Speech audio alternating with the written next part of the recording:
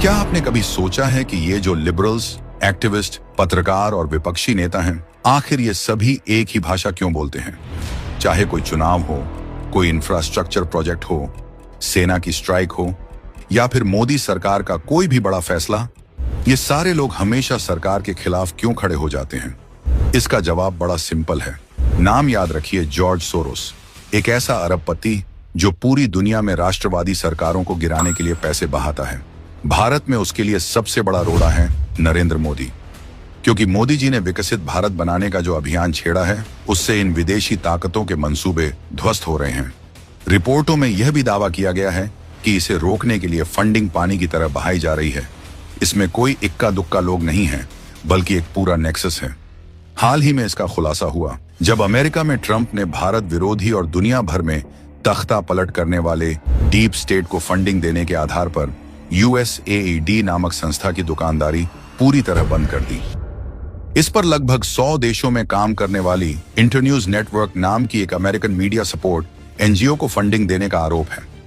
इसका एक ब्रांच भारत में भी है, जिसे दिल्ली बेस्ड एक मीडिया फर्म डेटा लीड्स संभालती है। यही संस्था फैक्टशाला नाम से मीडिया ट्रेनिंग प्रोग्राम चलाती है। इस ट्रेनिंग प्रोग्राम को संभावना इंस्टीट्यूट ऑफ पब्लिक पॉलिसी के जरिए चलाया जाता है, जिसके मालिक हैं प्रशांत भूषण, जो घुसपैठियों के लिए याचिका डालते हैं और लगभग हर देश विरोधी मुद्दे में विरोधियों का साथ देते हैं। इस प्रोग्राम में खुद को निष्पक्ष पत्रकार बताने वाले बुद्धिजीवी और पत्रकार भी हिस्सा लेते हैं, जबकि यह विदेशी फंडिंग से चलाई जा रही संस्था है। इनके खुद की वेबसाइट के अनुसार ये 2500 से ज्यादा वर्कशॉप करवाकर 75,000 पत्रकारों को ट्रेन कर चुके हैं और 6.5 करोड़ लोगों तक अपनी विचारधारा फैलाने का दावा करते हैं। अब देखिए, कुछ क्रांतिकारी यूट्यूबर्स आजकल अमेरिका की एम्बेसी में चाय स्नैक्स उड़ाने में बिजी हैं, लेकिन खुद को जनता की आवाज बताते हैं। ये लोग खुद को स्वतंत्र पत्रकार कहते हैं, लेकिन असल में पेड नैरेटिव बेच रहे हैं।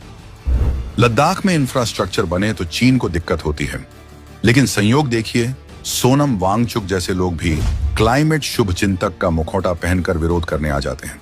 ये सभी विदेशी फंडिंग से चलने वाले NGOs भारत के विकास को रोकने के लिए काम कर रहे हैं।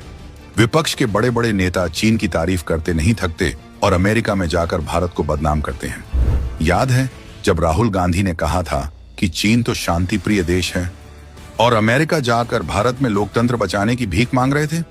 बेसिकली पूरा का पूरा इकोसिस्टम विदेशी ताकतों से ऑपरेट हो रहा है। सवाल ये नहीं है कि इन लोगों ने कितनी साजिशें रची, सवाल ये है कि इतनी कोशिशों के बावजूद भी मोदी सरकार को रोक नहीं पाए।